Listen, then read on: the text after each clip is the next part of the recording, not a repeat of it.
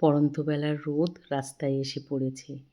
মনেও লেগেছে একটু শান্তি, কারণ রোদটা কমে গেছে, গরমটাও একটু কমেছে, চারিদিকে একটু বেশ ভেজা, ভেজা ওয়েদার, সবাই বেশ ভালোই আছি। তাই বিকেলে বসে একটু সবাই গল্পগুজব করছি, মনের কথা বলছি, বুঝতেই পারছ। আমরা মানুষ, একটু মানুষের সঙ্গে কথা না বললে বাঁচতে পারি না। তাই বিকেলবেলা হাঁটতে, হাঁটতে চলে এসেছি এই বৌমাদের সঙ্গে গল্প করতে। তোমাদের সঙ্গেও কথা বলতে, কারণ তোমাদেরকেও দেখাতে যে আমি কোথায় হাঁটতে আসি, কী কথা বলি সেইগুলো। তা যারা আমার ভিডিওটা দেখছো খুব কষ্ট করে, তাদেরকে অসংখ্য ধন্যবাদ।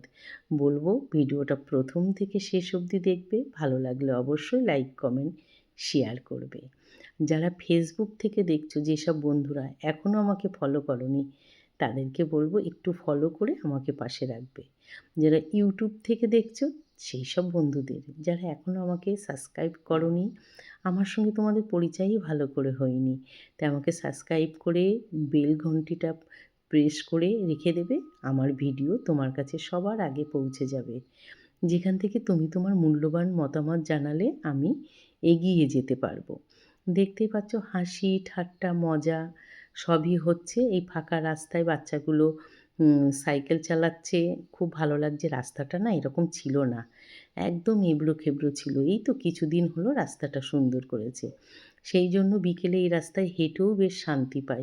আমরা বিকেলে না এরকম পল্লী গ্রামে, মানে কি বলবো, আমরা সবাই মিলে একটু গল্প করি। ওই যে দুপুরবেলা একটু শোয়া, অল্প একটু শুয়ে তারপরে উঠেই নেশার মতন চলে আসি, যে একটু বেশি টাইম গল্প করতে পারবো, একটু নিজের মনের কথা বলতে পারবো, কারোর মনের কথা শুনতে পারবো।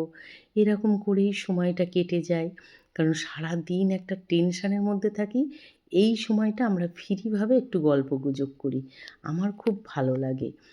যার জন্য আমিই চলে আসি ওদের কাছে, ওরাও দুই এক সময় চলে যায় আমার কাছে। নানা ধরনের গল্প, আর গল্পর কি আগামাথা আছে নাকি? যেটা মনে হয় সেটাই গল্প। আর এই দেখো আমার এই পরিবেশটা কেমন লাগছে তোমরা বলো তো একটু? তোমরা কিন্তু জানিও। এত সুন্দর না, সবুজের মধ্যে সবসময় থাকি, তবু তো এখন অনেক গাছ টাছ কাটা পড়েছে, কারণ আগে এর থেকেও অনেক গাছ ছিল। আজকে সন্ধেবেলায় আবার আসবে, আমার এই ডিজিটাল প্ল্যাটফর্ম থেকেই আমার সঙ্গে বন্ধুত্ব হয়েছে। বলতে পারো আমার সন্তান তুল্য। তাই আমি খুব গর্বিত যে এইখানে কাজ করে আমি খুব, খুব ভালো আছি।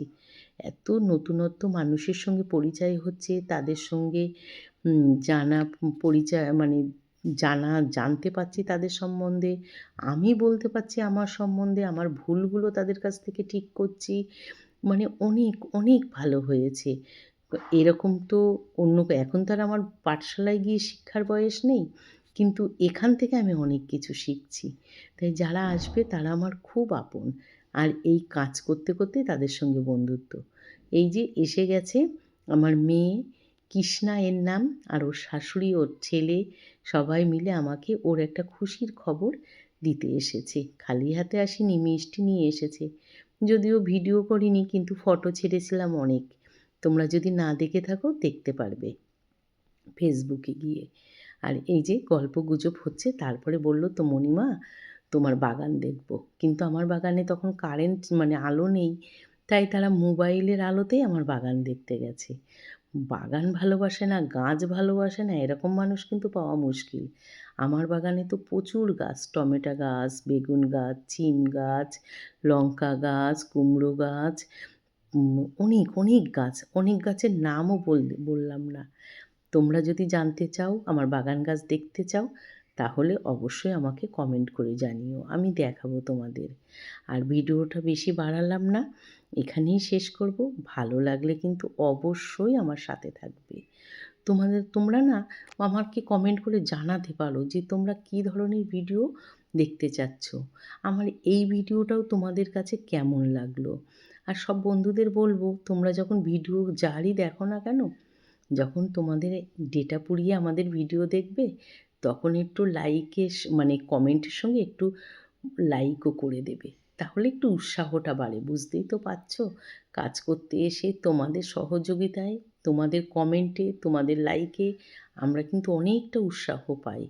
আমরা সবাই এখন ডিজিটাল প্ল্যাটফর্মে কাজ করছি, তাহলে আমরা সবাই